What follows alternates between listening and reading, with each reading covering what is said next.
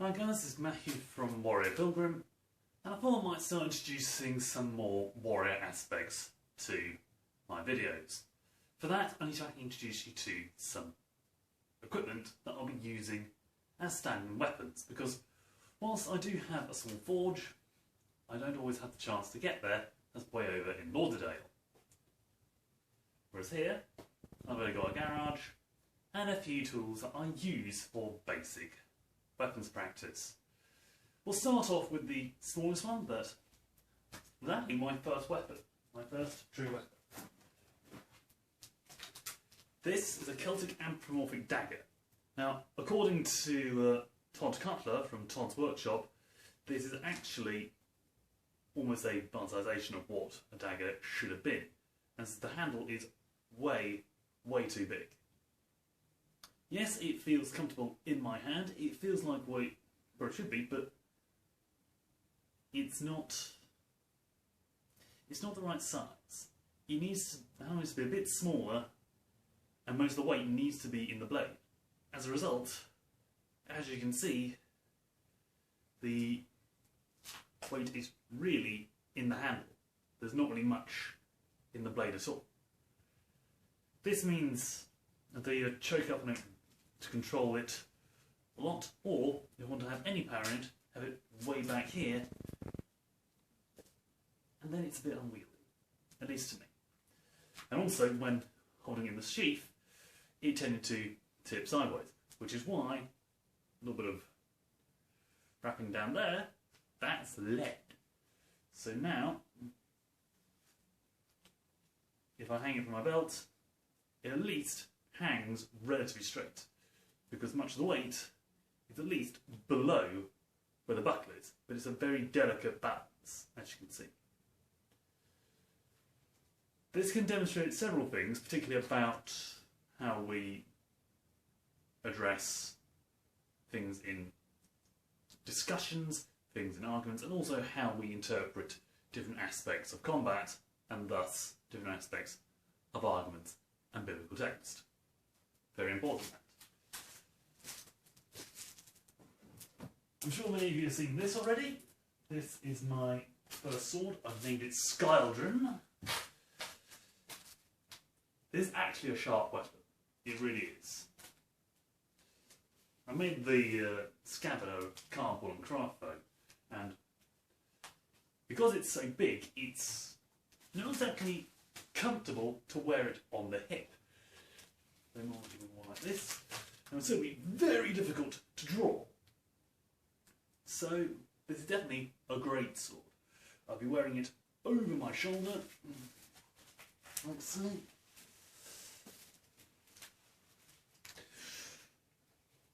And as you can see, I've got the strap basically tied into the strap that holds the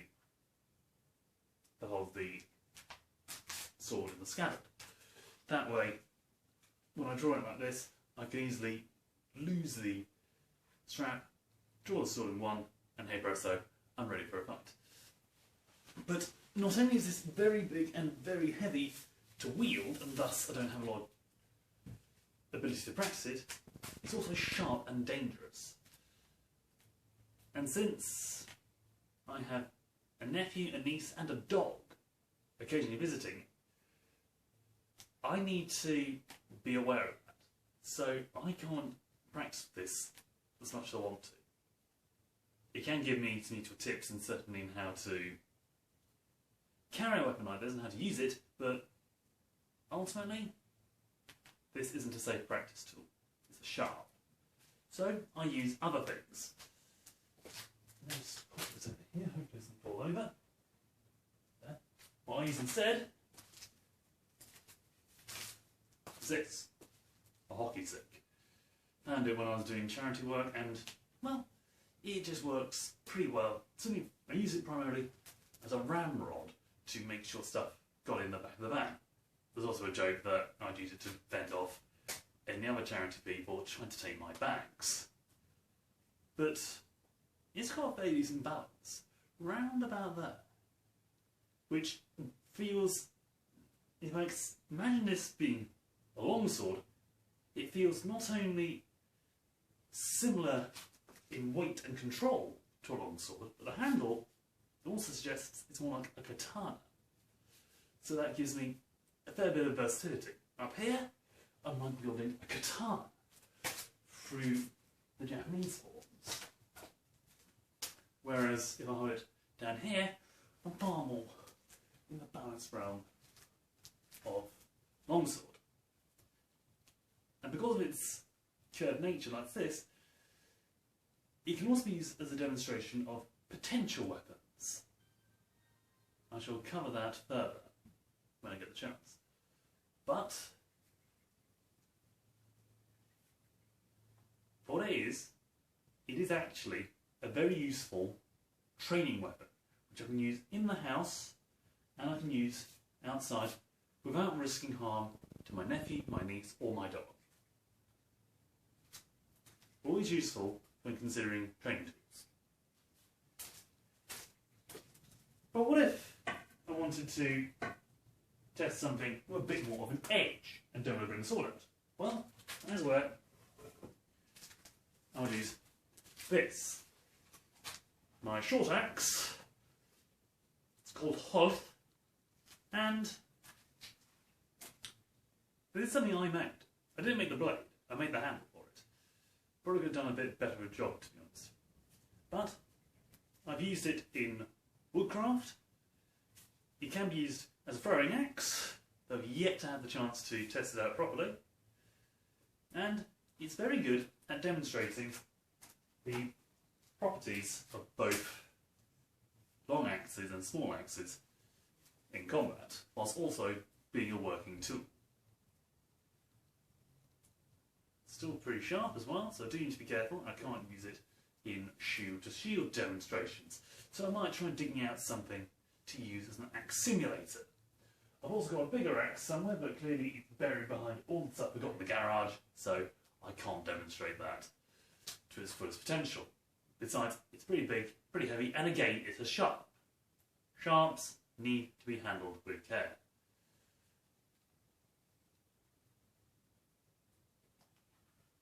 We're not like York's Brav, we're far more safety conscious. So Hol, which, interesting enough, is a Welsh word meaning cleave. It's a metaphor in itself here, and can still be useful. You might be seeing my archery gun, I've certainly got a bow there, but now I'm going to demonstrate something which many of you might think is odd. This, as you can tell, is what? Some shelving rods. Because there isn't really much room to hang shelves in my room, where I do most of my videos, and my shelves are currently being used as a desk. So they're just lying in the wardrobe. So I tied them together, originally with baling twine, but I found the elastic from some masks worked just as well. And now it can be used as a spear, or maybe a quarterstaff. This will help demonstrate several things about staff fighting, about the use of different tools, and it's also a useful training tool for my spear fighting in Hina, because, well, it's certainly got a lot of weight. They constantly suggest using a broom handle. Most of the brooms here are pretty broken or just way too busy using other things. So, well, the broom handle there, I could use that, I suppose. But this can be used in the same grip changing techniques. As you can see, I'm really strong with that one, so just bring it back. That gives me a lot more weight and resistance training for a weapon like the spear, and that helps demonstrate quarterstaff as well. It's actually a lot taller than, it's about the same size as my main walking staff, which is made of carry wood, but I am planning on putting a spearhead on. Did make one for it, and it does also serve as a demonstration of potentials that could quite easily be lost to time. So a lot of things that could be spoken about with these pieces of equipment. I'm pretty sure you're wondering, what this little thing is over here as well. I'll just grab that for you. This was meant to be a bow.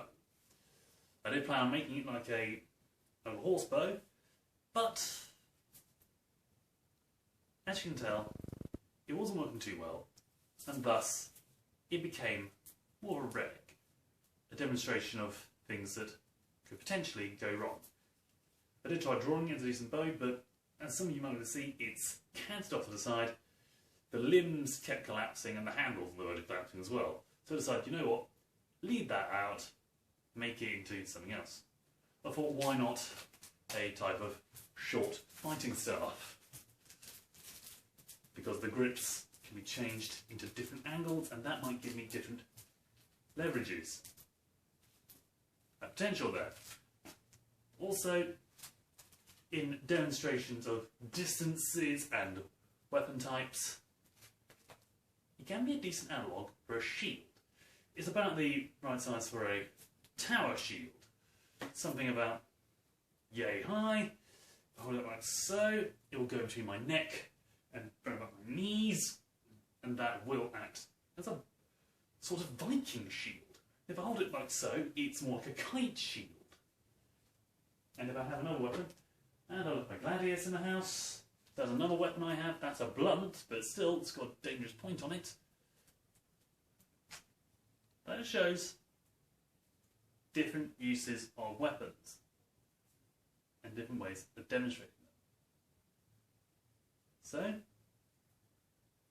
I hope to show you more of these as time goes on, and have a bit more chance to do some videos on these weapons and how I would use them to demonstrate things.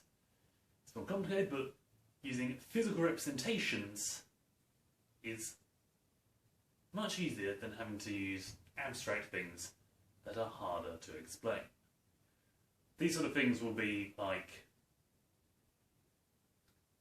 mental gymnastics, conduct in discussions, and, as I mentioned, the potential of things, but looking at the evidence for them, rather than just the fact they're ridiculous. Learning things is a journey. You can join me on that. So please subscribe to the channel and click the bell notification to see how I'm going to use these in the future to demonstrate my points. Hope to see you there.